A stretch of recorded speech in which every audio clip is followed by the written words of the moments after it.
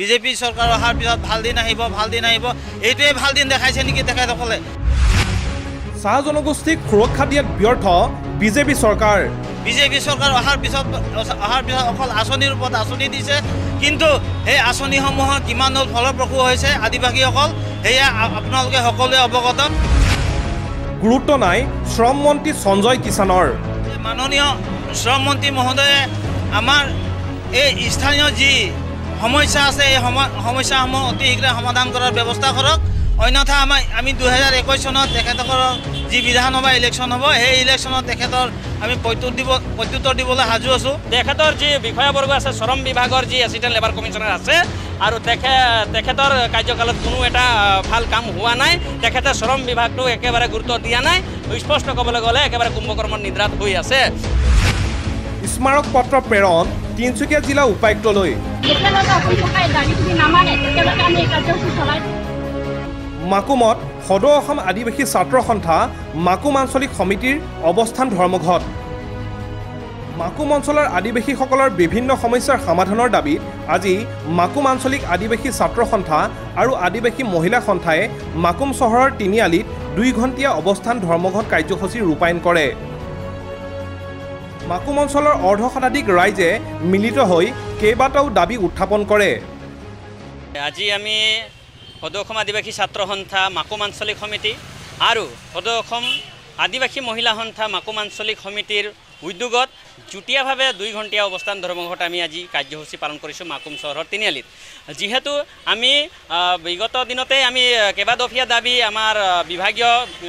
বিষয়াবৰ্গক আমি দিছিলোঁ কিন্তু সেই দাবীবিলাকৰ ক্ষেত্ৰত বিষয়াবৰ্গই কোনো ধৰণৰ গুৰুত্ব প্ৰদান নকৰিলে যিহেতু আপোনালোকৰ এই সংবাদ মাধ্যমৰ আগত মই আমাৰ 5 দফীয়া যি দাবী আছিলে সেই দাবীবিলাক আপোনালোকৰ আগত উত্থাপন কৰি দিছোঁ 1 নম্বৰ দাবী আছে বাগিচা অঞ্চলত যিবিলাক সৰু সুৰা দোকান আছে বা গেলামাল দোকান আছে বা এই আমাৰ যি ৰাষ্ট্ৰীয় ঘাইপথ আছে ৰাষ্ট্ৰীয় ঘাইপথৰ কিনাৰত লাগি থকা যিবিলাক লাইন হোটেল আছে বা ধাবাবিলাক আছে সেইবিলাক ধাবাত বা লাইন হোটেলবিলাকত অবৈধ চুলাই মদ বা বিলাতী সুৰা সম্পূৰ্ণ বন্ধ কৰাৰ এটা ব্যৱস্থা কৰিব লাগে যিহেতু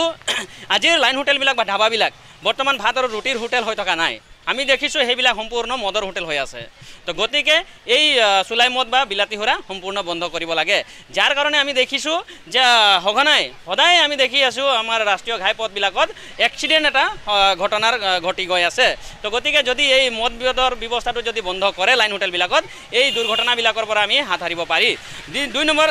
দাবী আছে আমাৰ মাকুম অঞ্চলৰ আদিবাসী লোকসকল যিবিলাক ভূ দখল মাটি আছে সেইবিলাক পুঁজিপতি মালিক গোষ্ঠীয়ে কিছুমান দালাল শ্ৰেণীৰ লগত মিলি সেইবিলাক গোপনে নামজাৰি কৰাৰ এটা ব্যৱস্থা কৰি আছে তো সেই নামজাৰি কৰাৰ ব্যৱস্থাটো সম্পূৰ্ণ বন্ধ কৰিব লাগে স্পষ্ট ক'বলৈ গ'লে আদিবাসী জনগোষ্ঠীৰ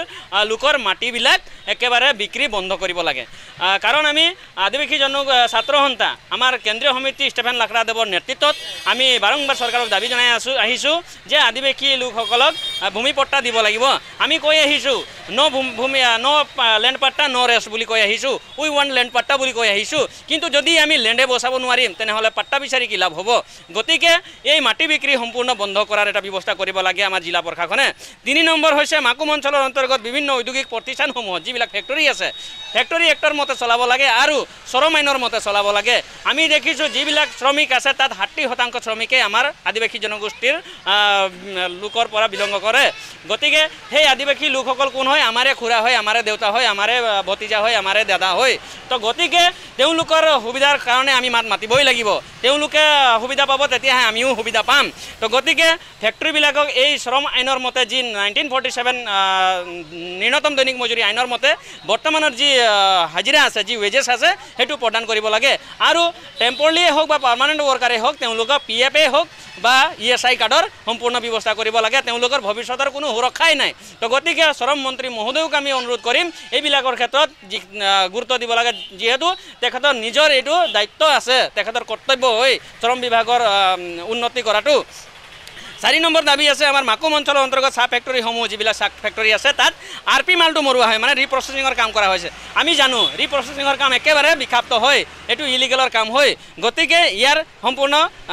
বন্ধ কৰাৰ এটা ব্যৱস্থা কৰিব লাগে মাকুম অঞ্চলৰ অন্তৰ্গত যিবিলাক গাঁও আছে যিবিলাক বস্তি আছে বা ওচৰে পাজৰে অবৈধভাৱে মাটি খনন কাৰ্য বৰ্তমান শীতকালীন অৱস্থাত চলিব তো এই মাটি খনন কাৰ্যটো বন্ধ কৰিব লাগে যেহেতু আমি বাৰংবাৰ দেখি আহিছো যে গাঁওবিলাক বস্তিবিলাকত সৰু সৰু শিশুবিলাক বা আৰু জ্যেষ্ঠ বৃদ্ধসকল পানীত ডুবি মৰি যায় গতিকে সময় থাকোঁতে এইবিলাক যদি বন্ধ কৰে এইবিলাকৰ ক্ষেত্ৰত আমি সকাহ পাম এইবিলাক সম্পূৰ্ণ নিৰাময় হ'ব তো গতিকে এই 5টা দাবী আমি জিলা প্ৰশাসনক দাবী জনাইছোঁ যে এইবিলাকৰ ক্ষেত্ৰত তেওঁ গুৰুত্ব দিয়ে তেখেতৰ যি বিষয়াবৰ্গ আছে শ্ৰম বিভাগৰ যি এছিষ্টেণ্ট লেবাৰ কমিশ্যনাৰ আছে আৰু তেখেতৰ কাৰ্যকালত কোনো এটা ভাল কাম হোৱা নাই তেখেতে শ্ৰম বিভাগটো একেবাৰে গুৰুত্ব দিয়া নাই স্পষ্ট ক'বলৈ গ'লে একেবাৰে কুম্ভকৰ্মৰ নিদ্ৰাত হৈ আছে আৰু আবকাৰী বিভাগৰ যি ছুপাৰিনটেণ্ডেণ্ট আছে তেওঁ আবকাৰী যি অধীক্ষক আছে তেওঁ একেবাৰে কুম্ভকৰ্মৰ নিদ্ৰাত হৈ আছে তেখেতৰ বিভাগটো তেওঁ গুৰুত্ব দিয়া নাই আমি স্পষ্ট ক'বলৈ গ'লে ক'ব লাগিব তেওঁলোকে যিবিলাক ধাবা আছে আৰু যিবিলাক ৱাইন শ্বপ আছে সেইবিলাকৰ পৰা গোপন বুজাবুজিৰ মাধ্যমত কিবা এটা কমিশ্যনৰ অংকত সেইবিলাক বিন্দাস চলিবলৈ এটা সুবিধা প্ৰদান কৰিছে গতিকে এই ক্ষেত্ৰত তেওঁলোকে ব্যৱস্থা গ্ৰহণ কৰিব লাগে অন্যথা মাননীয় উপায়ুক্ত মহোদয়ক আমি ব্যৱস্থা গ্ৰহণ কৰিবৰ বাবে অনুৰোধ জনাইছোঁ এই দুটা বিষয়াৰ ওপৰত তেখেতসকলক অতি সোনকালে একটো ট্ৰান্সফাৰ কৰক নহ'লে কঠোৰ নিৰ্দেশ দিয়ক যাতে অতি সোনকালে এইবিলাকৰ ক্ষেত্ৰত অভিযান চলাই যেন সদৌ অসম আদিবাসী ছাত্ৰ সন্থা মাকুম আঞ্চলিক সমিতিৰ তৰফৰ পৰা আমি এইটোৱে ক'ব বিচাৰোঁ যিহেতু আমি বাৰংবাৰ শ্ৰম মন্ত্ৰী মহোদয়ক মানে স্মাৰকপত্ৰ দিয়াৰ পিছতো তেখেতসকলে আজিলৈকে কোনো পদক্ষেপ লোৱা আমি পৰিলক্ষিত নহ'ল যিহেতু তেখেতে আমাৰ স্থানীয় বিধায়ক তথা বৰ্তমান অসমৰ শ্ৰম মন্ত্ৰী হোৱাৰ হেতুকে আমি তেখেতৰ ওচৰত বাৰংবাৰ আমি স্মাৰকপত্ৰ দিয়াৰ লগতে আমি নিজে লগ কৰিও তেখেতক কিছুমান কথা কৈছিলোঁ যে আজি যিসকল ফেক্টৰী মালিক গোষ্ঠীসকলে যিসকল ফেক্টৰী চলাই আছে তেখেতসকলে আজি মতালিভাৱে তেখেতসকলৰ ফেক্টৰীসমূহ চলাই আছে যাৰ ফলত আমাৰ আদিবাসী যিসকল শ্ৰমিক আছে তেখেতসকলে আজি মানে তেখেতসকলে যি পৰিমাণে হাজিৰা পাব লাগিছিলে সেই পৰিমাণে তেখেতসকলে পোৱা নাই যাৰ ফলত তেখেতসকলৰ আজি তেখেতসকলৰ ল'ৰা ছোৱালীসকলক ভাল শিক্ষা দিয়াৰ ক্ষেত্ৰত বঞ্চিত হৈ আছে আৰু মই এইখিনিতে ক'ব বিচাৰোঁ যে আজি আকাশলংঘী যি মূল্যবৃদ্ধি হৈছে এই মূল্যবৃদ্ধিৰ আঁৰত তেখেতসকলেও পদক্ষেপ ল'ব লাগিছিলে কিন্তু আজি আলুৰ দাম 40ৰ পৰা 45 টকা পিঁয়াজৰ দাম 80 টকা হৈছে তেখেতসকলে